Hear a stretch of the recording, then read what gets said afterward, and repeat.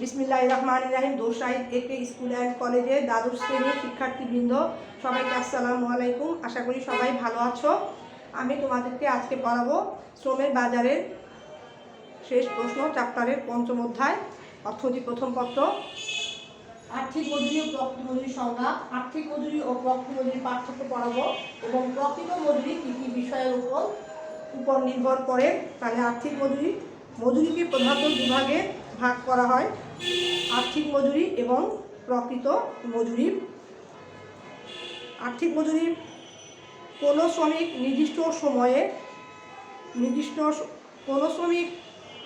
নির্দিষ্ট সময়ে উৎপাদন কাজে অংশগ্রহণ করে কায়িক ও মানসিক পরিশ্রমের মাধ্যমে অর্থের হিসাবে যে মজুরি বা বেতন পায় তাকে আর্থিক মজুরি বলা হয়। আবার বলি শোনো, কোনো শ্রমিক কোনো নির্দিষ্ট সময়ে তা উৎপাদন কাজে অংশগ্রহণ করে কায়িক ও মানসিক পরিশ্রমের মাধ্যমে অর্থের হিসাবে যে মজুরি বা বেতন পায় তাকে আর্থিক মজুরি বলে। অর্থাৎ শ্রমিক তার কাজের বিনিময়ে সর্বসাকুল্যে যে অর্থ লাভ করে তাই আর্থিক মজুরি। বা হোয়াইটেড এর মতে money wages refer to the actual money earn by the worker.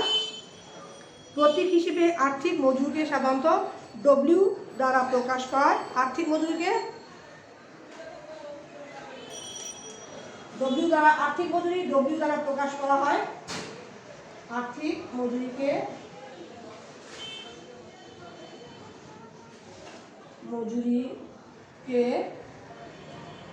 W দ্বারা প্রকাশ করা হয়।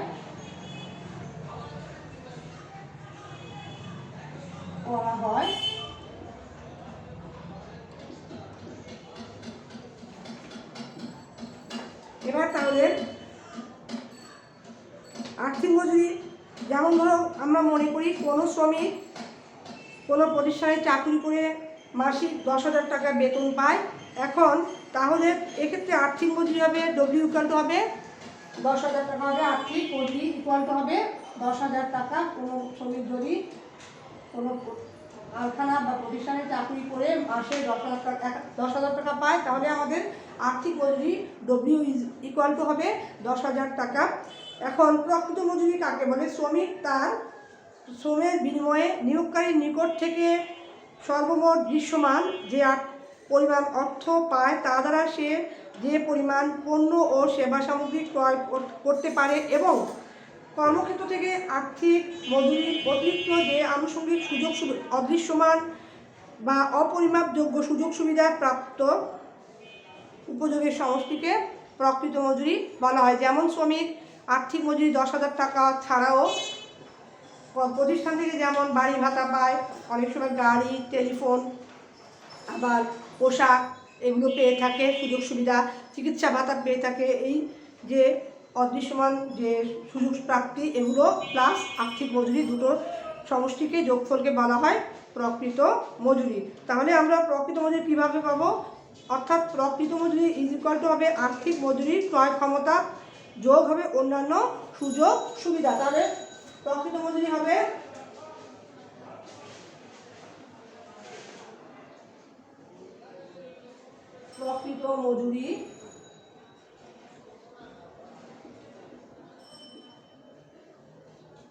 সমান হবে আর্থিক মজুরি দ্বারা ক্রয় ক্ষমতা। আর্থিক মজুরি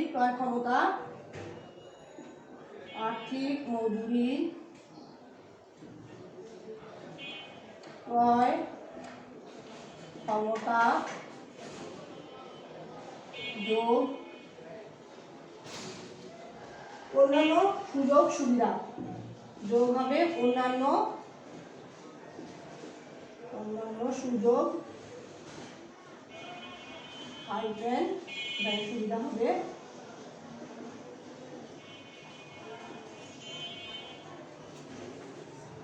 অর্থাৎ এখানে আমরা দেখলাম যে একজন শ্রমিক কোনো নির্দিষ্ট সময়ে কোনো উৎপাদন প্রতিষ্ঠানে কর্মে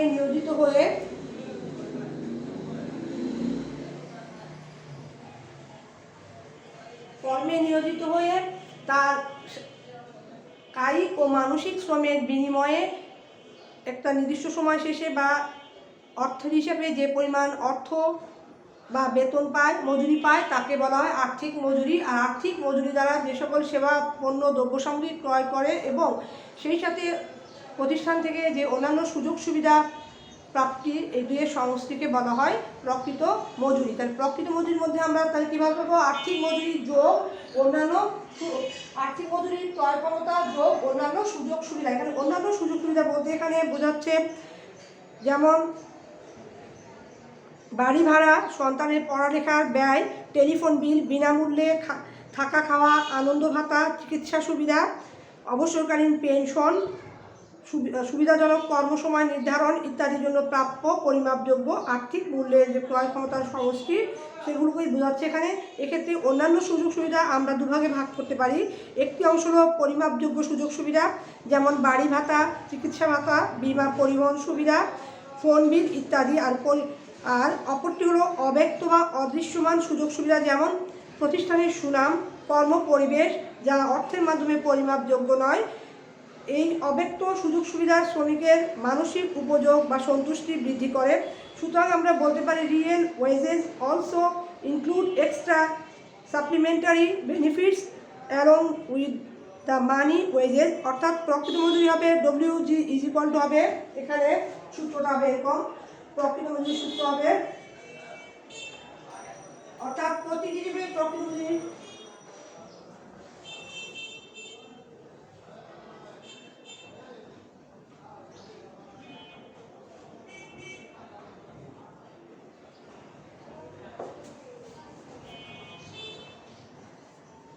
প্রকৃতি হিসেবে হবে প্রকৃত মজুরি,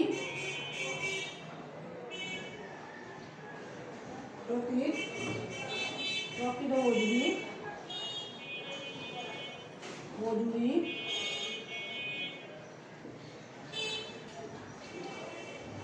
WG = হবে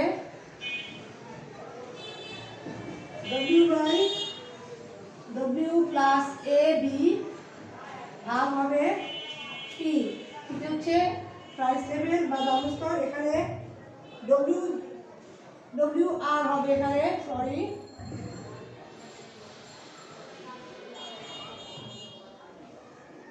WR = প্রকৃত মজুরি,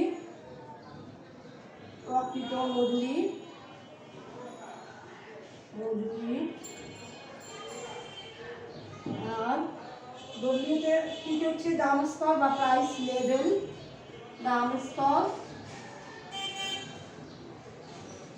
আর W হচ্ছে শুধুমাত্র বেতন বা মজুরি, W হচ্ছে শুধুমাত্র বেতন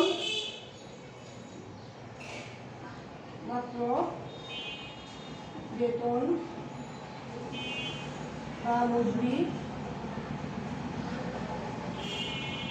আর AB হচ্ছে অন্যান্য সুযোগ সুবিধা, AB হচ্ছে অন্যান্য সুযোগ সুবিধা, AB সমান অন্যান্য সুযোগ সুবিধা, সুযোগ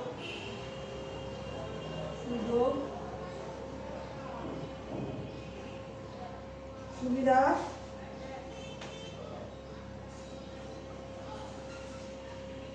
যা অর্থের মাধ্যমে পরিমাপযোগ্য,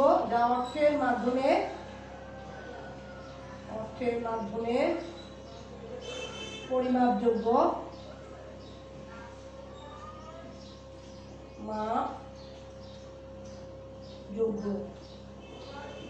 তাহলে আমরা দেখতে পাচ্ছি এখানে আমরা আর্থিক মজুরি প্রকাশ পায় W দ্বারা, এবং প্রকৃত মজুরি সমান আর্থিক মজুরির ক্রয় ক্ষমতা যোগ অন্যান্য সুযোগ সুবিধা। আর প্রতীকের সাহায্যে যদি বলি আমরা, বানানটা ভুল হয়েছে, এখানে প্রকৃত মজুরি WR = W + AB/P, অর্থাৎ P দ্বারা ভাগ হবে। এখানে সূত্রের পরিচিতি দিতে হয়। WR = প্রকৃত মজুরি, আর P = দাম স্তর, W শুধুমাত্র বেতন বা মজুরি, এবং AB = হলো অন্যান্য সুযোগ সুবিধা যা অর্থের মাধ্যমে পরিমাপযোগ্য।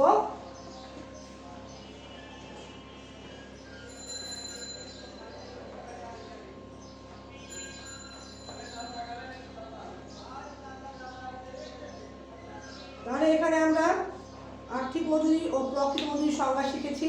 এবার একটা উদাহরণের সাহায্যে বুঝিয়ে দেই তোমাদেরকে।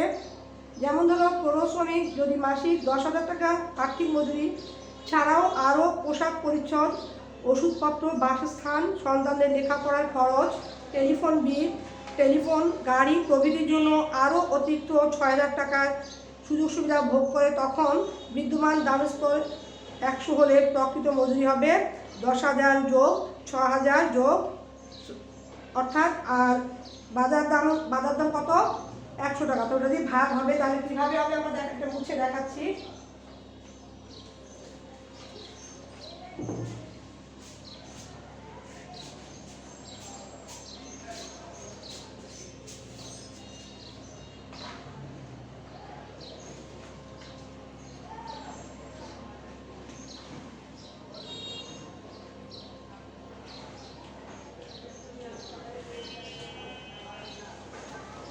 এখানে আমাদের আর্থিক মজুরি হলো 10,000 টাকা। আর্থিক মজুরি ডব্লিউ সমান 10,000 টাকা লিখলাম, 10,000 টাকা। এবং কর্মস্থান থেকে অন্যান্য সুযোগ সুবিধা পেল কত? অতিরিক্ত আরো 10,000 6,000 টাকা অতিরিক্ত সুযোগ সুবিধা। এগুলো বাসস্থান, চিকিৎসা ভাতা, ছেলে মেয়েদের অতিরিক্ত খরচ, অতিরিক্ত কত? আরো 6,000 টাকা, 6,000 টাকা পেল। এখন বলা হয়েছে দামস্তর, এখানে বাজারে দামস্তর হলো 100 টাকা। বাজারে দামস্তর আমরা এখানে পি ধরেছিলাম, 100 টাকা সমান 100 টাকা। তাহলে আমাদের প্রকৃত মজুরি সূত্র কি দাঁড়াবে? ডব্লিউ আর বা প্রকৃত মজুরি is equal to W plus A B যোগ ছিল সূত্রটা পি। এটা আমাদের প্রকৃত মজুরির সূত্র ছিল, অর্থাৎ প্রকৃত মজুরি W R is equal to W plus A B by ভাগ পি। এটা তাহলে আমাদের ডব্লিউ কত আছে? ডব্লিউ মান 10,000, এখানে আমরা 10,000 যোগ দিব, যোগ অন্যান্য সুযোগ সুবিধা অতিরিক্ত পি আছে 6,000 টাকা, ভাগ হবে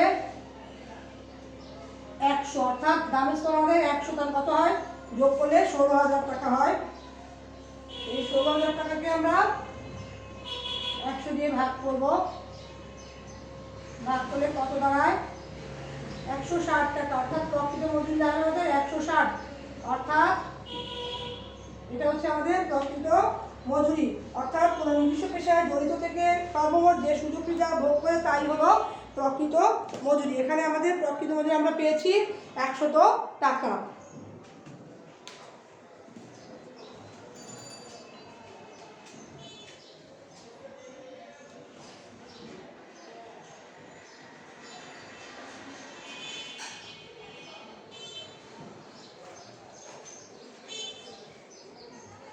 তাহলে এবার আলোচনা করব আর্থিক মজুরি ও প্রকৃত মজুরির পার্থক্য আলোচনা করব।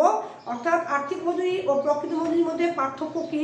একটু আগে আমি সংগত পার্থক্য বলেছি যে প্রকৃত মজুরি, আর্থিক মজুরি কাকে বলে? কোনো নির্দিষ্ট সময়ে কোনো শ্রমিক কোনো উৎপাদন প্রতিষ্ঠানে অংশগ্রহণ করে কায়িক ও মানসিক পরিশ্রমিক বিনিময়ে যে মজুরি বা বেতন পায় তাকে বলা হয় আর্থিক মজুরি। আর প্রকৃত মজুরি হচ্ছে আর্থিক মজুরি দ্বারা যে পরিমাণ দ্রব্য সামগ্রী ও সেবা কর্ম ক্রয় করে তার সাথে উৎপাদন প্রতিষ্ঠান থেকে যে অন্যান্য আনুষঙ্গিক সুযোগ সুবিধা লাভ করে তার প্রাপ্ত সমষ্টি, অর্থাৎ আর্থিক মজুরি যোগ অন্যান্য সুযোগ সুবিধা, এই সমষ্টিকে বলা হয় প্রকৃত মজুরি। সংজ্ঞাগত পার্থক্য। এখন পরিমাণ। আর্থিক মজুরি অর্থ দ্বারা পরিমাপ করা হয়, প্রকৃত মজুরি দ্রব্য ও সেবার পরিমাণ দ্বারা পরিমাপ করা যায়। দামস্তরের প্রভাব। আর্থিক মজুরি সাধারণত দামস্তর দ্বারা প্রভাবিত হয় না, কিন্তু প্রকৃত মজুরি দামস্তর দ্বারা প্রভাবিত হয়। যেহেতু আমরা দেখতে পাচ্ছি প্রকৃত মজুরির সূত্রটা হচ্ছে ডব্লিউ প্লাস এবি, অর্থাৎ আর্থিক মজুরি যোগ অন্যান্য সুযোগ প্রতিষ্ঠান থেকে অন্যান্য সুযোগ সুবিধা ভাগ হবে দামস্তর বা পি দ্বারা ভাগ। তাহলে আর্থিক মজুরি দামস্তর দ্বারা প্রভাবিত হয় না, কিন্তু প্রকৃত মজুরি দামস্তর দ্বারা প্রভাবিত হয়, আমরা দেখতে পাচ্ছি। তারপর প্রকাশগত দিক থেকে পার্থক্য। আর্থিক মজুরি শুধু প্রাপ্য নগদ অর্থ সমান, আর প্রকৃত মজুরি সমান হলো প্রাপ্য নগদ অর্থের ক্রয় ক্ষমতা যোগ অন্যান্য সুযোগ সুবিধা। প্রতীকের সাহায্যে আর্থিক মজুরি ডব্লিউ প্রতীক দ্বারা প্রকাশ করা হয় এবং প্রকৃত মজুরি WR = W/A + B/P দ্বারা প্রকাশ করা হয়। এখানে প্রকৃত মজুরি অর্থাৎ এখানে W হচ্ছে আর্থিক মজুরি আর WR হচ্ছে প্রকৃত মজুরি এবং AB হলো অন্যান্য সুযোগ সুবিধা যা উৎপাদক প্রতিষ্ঠান থেকে সে ভোগ করে পেয়ে থাকে। আর P হচ্ছে প্রাইস লেভেল বা দাম স্তর। আর কাজের ধরন সম্মানজনক কাজে আর্থিক মজুরি কম, ঝুঁকিপূর্ণ কাজে আর্থিক মজুরি বেশি। সম্মানজনক কাজে প্রকৃত মজুরি বেশি, পক্ষান্তরে ঝুঁকিপূর্ণ কাজে প্রকৃত মজুরি কম হয়ে থাকে।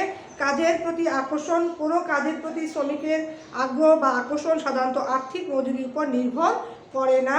কাজের প্রতি শ্রমিকের আগ্রহ বা আকর্ষণ প্রকৃত মজুরির উপর নির্ভর করে। নির্ভরশীলতা আর্থিক শ্রমিকের অর্থনৈতিক অবস্থা ও জীবনযাত্রার মান আর্থিক মজুরির উপর নির্ভর করে না। কোনো শ্রমিক ধনী না দরিদ্র, তার নাকি উন্নত পরিবেশে বসবাস করে, সেটা আর্থিক মজুরি দ্বারা নয়, প্রকৃত মজুরি দ্বারা প্রকাশ পায়। অর্থাৎ শ্রমিকের অর্থনৈতিক অবস্থা ও জীবনযাত্রার মান প্রকৃত মজুরির উপর নির্ভর করে। তারপর আওতা, আর্থিক মজুরির আওতা সংকীর্ণ বা সীমাবদ্ধ, কিন্তু প্রকৃত মজুরির আওতা অপেক্ষাকৃত আর্থিক মজুরি অপেক্ষাকৃত অনেক প্রসারিত। হিসাব করার ক্ষেত্রে আর্থিক মজুরির হিসাব করা সহজ ও কম সময় সাপেক্ষ, কিন্তু প্রকৃত মজুরির হিসাব করা জটিল ও অধিক সময় সাপেক্ষ। নীতি নির্ধারণের ক্ষেত্রে শ্রমিকদের মজুরি নীতি নির্ধারণে আর্থিক মজুরিকে কম গুরুত্ব দেওয়া হয়। শ্রমিকদের মজুরি নীতি নির্ধারণে প্রকৃত মজুরিকে অধিক গুরুত্ব দেওয়া হয়। তারপর সমর্থন, ক্লাসিক্যাল অর্থনীতি আর্থিক মজুরিকে সমর্থন করে, কেইনসীয় অর্থনীতি প্রকৃত মজুরিকে সমর্থন করে। অর্থনৈতিক তাৎপর্যের দিক থেকে আর্থিক মজুরি অর্থনৈতিক তাৎপর্য কম আর প্রকৃত মজুরির অর্থনৈতিক তাৎপর্য অনেক বেশি বা অধিক। তাহলে আমরা এই আর্থিক মজুরি ও প্রকৃত মজুরির পার্থক্যের আলোচনার মাধ্যমে আমরা বলতে পারি যে প্রকৃত মজুরির মধ্যেই আর্থিক মজুরি বিদ্যমান থাকে, আর্থিক মজুরির মধ্যে প্রকৃত মজুরি বিদ্যমান নেই। বিভিন্ন অর্থনীতিবিদ আর্থিক মজুরির তুলনায় প্রকৃত মজুরির পক্ষে অধিক সমর্থন দান করেছেন। অধ্যাপক মার্শাল, কোনো কাজের প্রতি আকর্ষণ তার আর্থিক উপার্জনের উপর নির্ভর করে না, মার্শাল বলেন, বরং তার প্রাপ্ত প্রকৃত সুযোগ সুবিধার উপর নির্ভর করে। অর্থনীতিবিদ অ্যাডাম স্মিথ বলেন, কোনো শ্রমিক ধনী বা দরিদ্র বা কম বা বেশি মজুরি পায়, তার বিচার আর্থিক মজুরির অনুপাতে হয় না, বরং তা প্রকৃত মজুরির অনুপাতে বিচার করতে হয়।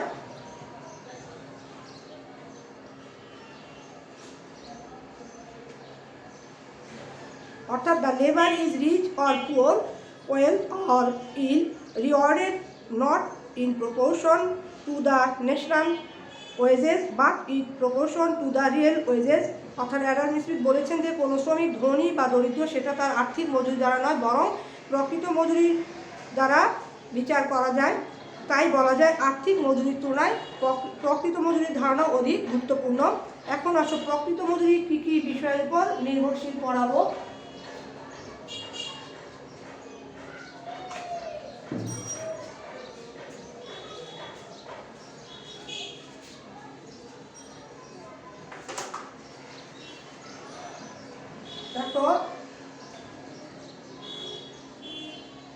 Factors on which real wages depend, অর্থাৎ প্রকৃত মজুরি কী কী বিষয়ের উপর নির্ভর করে। শ্রমিক যে পরিমাণ দ্রব্য সামগ্রী ও সেবা তার শ্রমের বিনিময়ে বা চাকুরির বিনিময়ে ভোগ করতে পারে, তাই হলো তার প্রকৃত মজুরি। আর্থিক মজুরিকে দ্রব্য ও সেবার আকারে প্রকাশ করলে প্রকৃত মজুরি জানা যায়। যেসব বিষয়ের উপর প্রকৃত মজুরি নির্ভর করে সেগুলো এখন আলোচনা করব। প্রকৃত মজুরি, আর্থিক মজুরি অর্থের ক্রয় ক্ষমতা, নিয়োগের প্রকৃতি, কাজের প্রকৃতি, কাজের সময়, পেশা শিক্ষার ব্যয়, পেশাগত ব্যয়, উন্নতির সম্ভাবনা, অতিরিক্ত আয়ের সম্ভাবনা, পরোক্ষ কর, আনুষঙ্গিক সুযোগ সুবিধা, সামাজিক মর্যাদা, কারখানা বা চাকরিস্থলের পরিবেশ, সামাজিক নিরাপত্তা, অবসরকালীন সুবিধা, শিক্ষা ও প্রশিক্ষণ, এই বিষয়গুলোর উপর প্রকৃত মজুরি নির্ভর করে। তাহলে আর্থিক মজুরি অন্যান্য অবস্থায় স্থির থেকে যদি আর্থিক মজুরি বাড়ে তবে প্রকৃত মজুরিও বাড়বে। যেমন অন্যান্য অবস্থায় স্থির থেকে শ্রমিকের শুধু বেতন স্কেল পূর্বাপেক্ষা দ্বিগুণ হলে সে পূর্বাপেক্ষা অধিক দ্রব্য সেবা ক্রয় করতে পারবে। সেই হিসেবে আমরা বলতে পারি আর্থিক মজুরি বৃদ্ধি পেলে প্রকৃত মজুরিও বাড়বে বা বৃদ্ধি পায়। নিয়োগের প্রকৃতি, চাকুরি স্থায়ী হলে দীর্ঘ সময়ের প্রেক্ষিতে আর্থিক মজুরি কম হলেও প্রকৃত মজুরি অধিক হয়। চাকুরি অস্থায়ী হলে আপাতত মজুরি বেশি হলেও প্রকৃত মজুরি কম হয়। অর্থাৎ অস্থায়ী চাকরিতে আর্থিক মজুরি বেশি হলেও প্রকৃত মজুরি কম হয়। আর চাকরি যদি স্থায়ী হয় তাহলে সেক্ষেত্রে আর্থিক মজুরি কম হলেও দীর্ঘকালীন সময় দেখা যাবে প্রকৃত মজুরি বেশি হয়। অর্থের ক্রয় ক্ষমতা, প্রকৃত মজুরি অর্থের ক্রয় ক্ষমতার উপর নির্ভর করে। অর্থের ক্রয় ক্ষমতা মূল্যস্তরের উপর নির্ভর করে। অর্থের ক্রয় ক্ষমতা ও মূল্যস্তর বিপরীতভাবে সম্পর্কিত। অর্থাৎ এখানে অর্থের ক্রয় ক্ষমতা মূল্যস্তরের সাথে বিপরীত সম্পর্ক বলতে বোঝাচ্ছে অর্থের ক্রয় ক্ষমতা যদি বৃদ্ধি পায়, কখন বৃদ্ধি পাবে? দ্রব্যের মূল্য হ্রাস পেলে অর্থের ক্রয় ক্ষমতা বৃদ্ধি পায়, আর দ্রব্যের মূল্য বৃদ্ধি পেলে অর্থের ক্রয় ক্ষমতা হ্রাস পায়। যেমন একটা উদাহরণ দিয়ে বোঝাচ্ছি, যেমন গত বছর 2019 সালে পেঁয়াজের দাম প্রথম ছিল 1 কেজি পেঁয়াজের মূল্য ছিল 60 টাকা বা 60 টাকা ছিল। তখন হঠাৎ তারপর পেঁয়াজের দাম বৃদ্ধি পেয়ে দ্বিগুণ হলো, 120 টাকা হলো। অর্থাৎ দেখা যাচ্ছে যে আমরা 1 কেজি পেঁয়াজ আগে 60 টাকা দিয়ে বা 60 টাকা দিয়ে ক্রয় করতাম, তখন পরবর্তীতে দেখা গেছে যে 1 কেজি পেঁয়াজের মূল্য হলো 120 টাকা। অর্থাৎ পেঁয়াজের মূল্য বৃদ্ধি পাওয়াতে দেখা গেল যে এখানে 1 কেজি পেঁয়াজের মূল্য প্রথম ছিল আমাদের 60 টাকা 2019 সালে। যখন 1 কেজি পেঁয়াজের মূল্য বৃদ্ধি পেয়ে 120 টাকা হলো, তাহলে আমরা কি দেখতে পাচ্ছি এখানে? অর্থাৎ এই 1 কেজি পেঁয়াজ ক্রয় করতে প্রথম যখন 60 টাকা খরচ হতো, পরবর্তীতে 120 টাকা। অর্থাৎ আমরা যখন পেঁয়াজের মূল্য 60 টাকা ছিল তখন এই 120 টাকায় 2 কেজি পেঁয়াজ পেতাম বাজার থেকে। 2 কেজি পেঁয়াজের মূল্য ছিল 120 টাকা। যখন 60 টাকা কেজি ছিল, এখন দাম বৃদ্ধি পেয়ে যখন 120 টাকা হলো, তখন 120 টাকায় আমরা পেয়েছি কত? 1 কেজি পেঁয়াজ। তাহলে এখানে কি পেঁয়াজের মূল্য বৃদ্ধি পাওয়াতে এখানে অর্থের পরিমাণ দ্বিগুণ হয়ে গেল। অর্থাৎ যদি অর্থের পরিমাণ দ্বিগুণ হয়, দামের স্তর দ্বিগুণ হলে এখানে দামের স্তর এখানে দ্বিগুণ হয়েছে, কিন্তু অর্থের পরিমাণ দ্বিগুণ হয়েছে। অর্থাৎ অর্থের পরিমাণের সাথে দামের স্তরের সম্পর্ক সমমুখী বা সমানুপাতিক। কিন্তু অর্থের ক্রয় ক্ষমতা, অর্থাৎ একটা অর্থের কোনো নিজস্ব মূল্য নেই, একটি নির্দিষ্ট পরিমাণ অর্থ দিয়ে যতটুকু দ্রব্য ক্রয় করা হয় বা পাওয়া যায় তাকে বলা হয় অর্থের ক্রয় ক্ষমতা। এখানে তো আমরা দেখতে পাচ্ছি যে অর্থের ক্রয় ক্ষমতা পূর্বের চেয়ে হ্রাস পেয়েছে। 2019 সালে 1 কেজি পেঁয়াজের মূল্য ছিল 60 টাকা, পরে যখন বৃদ্ধি পেয়ে 120 টাকা হলো, এখানে অর্থের পরিমাণ বেড়েছে কিন্তু অর্থের মূল্য এখানে হ্রাস পেয়েছে, অর্থাৎ কমেছে। অর্থের মূল্য কেন হ্রাস পেয়েছে? অর্থের নিজস্ব কোনো মূল্য নেই, একটা নির্দিষ্ট পরিমাণ অর্থ দিয়ে যতটুকু দ্রব্য পাওয়া যায় সেটাই হচ্ছে অর্থের ক্রয় ক্ষমতা বা অর্থের মূল্য। এখানে যেহেতু 1 কেজি পেঁয়াজের মূল্য ছিল আমাদের এখানে 60 টাকা, তাহলে পি বা প্রাইস লেভেল ইকুয়াল হলো 5, অর্থাৎ 60 হলো, এখানে 60 টাকা। তাহলে এখন দাম বৃদ্ধি পেয়ে যখন পরিবর্তিত দাম যখন বৃদ্ধি পেয়ে 120 টাকা হলো, তাহলে আমাদের ভ্যালু অফ মানি ভিএম এর সূত্র কি? 1/p। এটা হচ্ছে আমাদের অর্থের মূল্য বা দামের স্তর নির্ণয়ের সূত্র। তাহলে আমরা দেখতে পাচ্ছি যে এখানে আমাদের প্রথম ছিল কত? এটা ছিল অর্থের ইকুয়াল টু হবে 1/60, আর এখানে হবে কত? VM equal to 1/120। তাহলে এখানে কি অর্থের মূল্য কি হ্রাস পেয়েছে না? অর্থাৎ অর্থের যে মূল্য, ভ্যালু অফ মানি বা অর্থের মূল্য বা অর্থের ক্রয় ক্ষমতা, এখানে অর্থের মূল্য দামের স্তর দ্বিগুণ হয়ে অর্থের পরিমাণ দ্বিগুণ হবে। এখানে দামের স্তর ছিল বা price level P equal to ছিল 60, এখানে দ্বিগুণ হয়ে 120 হয়েছে। তাহলে এখানে অর্থের পরিমাণ বেড়েছে, কিন্তু এখানে আমরা দেখতে পাচ্ছি অর্থের মূল্য হ্রাস পেয়েছে 1/p। ভ্যালু অফ মানি বা অর্থের ক্রয় ক্ষমতা বা দামের স্তর এখানে হ্রাস পেয়েছে। এটাই বলা হয়েছে অর্থের মূল্য দামের স্তর বৃদ্ধি পেলে অর্থের ক্রয় ক্ষমতা হ্রাস পাবে। অর্থের পরিমাণ দ্বিগুণ হলে দামের স্তর দ্বিগুণ হবে, কিন্তু অর্থের মূল্য বা ক্রয় ক্ষমতা হ্রাস পায়। অর্থের ক্রয় ক্ষমতা হ্রাস পেলে প্রকৃত মজুরিও হ্রাস পাবে, এখানে এই কথাই বলা হয়েছে। অর্থাৎ যদি বেতন স্কেল এখানে, তাহলে অর্থের ক্রয় ক্ষমতার সাথে দাম স্তরের হলো বিপরীত সম্পর্ক। অর্থাৎ দাম স্তর বৃদ্ধি পেলে অর্থের ক্রয় ক্ষমতা হ্রাস পায়, দামের স্তর হ্রাস পেলে অর্থের ক্রয় ক্ষমতা বৃদ্ধি পাবে, এটাই এখানে বলা হয়েছে। অর্থাৎ অর্থের ক্রয় ক্ষমতা বৃদ্ধি পেলে, অর্থাৎ মূল্যস্তর কমলে প্রকৃত মজুরি বৃদ্ধি পাবে। আর যদি দামের স্তর বৃদ্ধি পায় তাহলে মূল্যস্তর দামস্তর বৃদ্ধি পেলে বা মূল্যস্তর বৃদ্ধি পেলে অর্থের ক্রয় ক্ষমতা হ্রাস পাবে এবং প্রকৃত মজুরিও হ্রাস পাবে, এই কথাই এখানে বলা হয়েছে। তারপর কাজের প্রকৃতি, চাকুরি স্থায়ী হলে দীর্ঘ সময় কাজের প্রকৃতি, দুটি কাজে আর্থিক মজুরি সমান হলেও কষ্টকর ও অপ্রীতিকর কাজটির তুলনায় সহজ সরল আরামদায়ক ও ঝুঁকিহীন কাজটির প্রকৃত মজুরি বেশি হবে। কয়লার খনি, মোটর গাড়ির চালানোর কাজ অপেক্ষা শিক্ষকতা, সাংবাদিকতা ইত্যাদি কাজে মনের প্রশান্তি অধিক। তাই এক্ষেত্রে শিক্ষকতা এবং সাংবাদিকতার কাজে মজুরি কম হলেও এখানে প্রকৃত মজুরি বেশি। আর কয়লার খনিতে যে কাজ করে আর মোটর গাড়ির চালক, তাদের আর্থিক মজুরি বেশি কিন্তু প্রকৃত মজুরি কম। ঝুঁকিপূর্ণ কাজে আবার কাজের সময়ের উপরও প্রকৃত মজুরি নির্ভর করে। যে কাজে অবসর বেশি বা যে কাজে দৈনিক কম সময়ের জন্য করতে হয় সেসব কাজে সাধারণত প্রকৃত মজুরি বেশি হয়।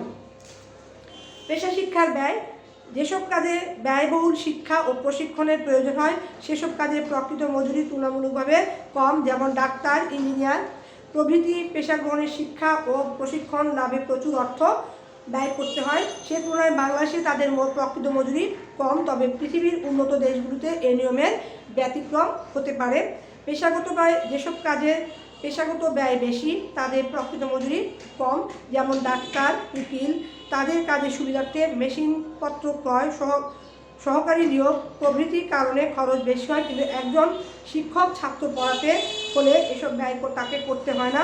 ফলে ডাক্তার, উকিলের আর্থিক মজুরির তুলনায় শিক্ষকের প্রকৃত মজুরি কম হয়। উকিলের আর্থিক মজুরির তুলনায় প্রকৃত মজুরি কম হয়, এখানে উকিলের প্রকৃত মজুরি কম।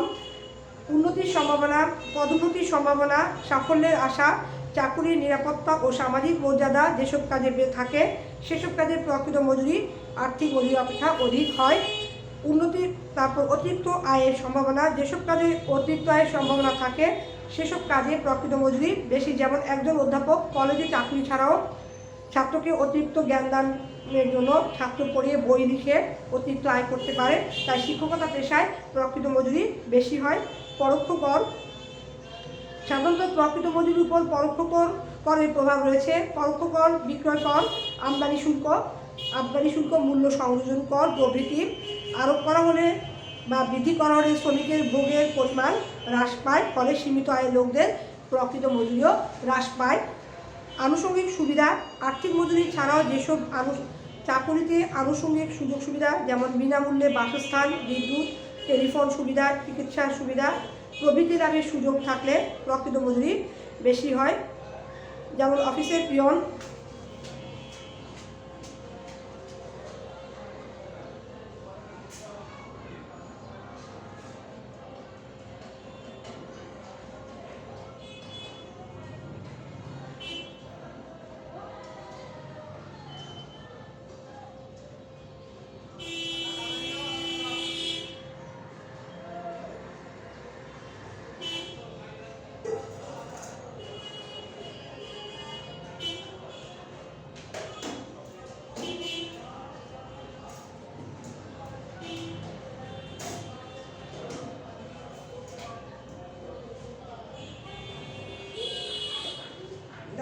এখানে একটু সমস্যা হয়েছিল তাই থেমেছিলাম। সামাজিক মর্যাদা, অর্থাৎ চিকিৎসা, যেসব কাজে টেলিফোন, বিদ্যুৎ বিল, আনুষঙ্গিক সুযোগ সুবিধা, আর্থিক মজুরি ছাড়াও যেসব চাকরিতে আনুষঙ্গিক সুযোগ সুবিধা, যেমন বিনামূল্যে বাসস্থান, চিকিৎসা সুবিধা, টেলিফোন সুবিধা এগুলো পাওয়া যায়, এসব ক্ষেত্রে প্রকৃত মজুরি বেশি হয়।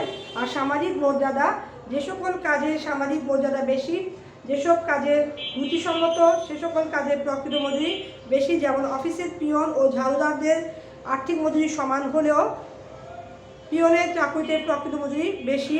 কারখানা বা চাকরিস্থলের পরিবেশ, যে স্থানে কাজ করবে সে স্থানের পরিবেশ যদি উন্নত, স্বাস্থ্যকর হয় সেক্ষেত্রে শ্রমিকরা দক্ষতার সাথে কাজ করতে পারে, ফলে তাদের প্রকৃত মজুরি বৃদ্ধি পায়।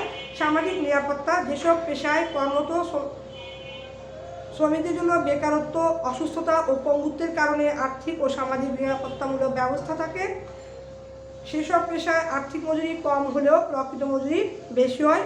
অবসরকালীন সুবিধা, যে সকল পেশায় অবসরকালীন বোনাস, পেনশন, ভালো কাজের পুরস্কার প্রভৃতি সুবিধা বিদ্যমান থাকে।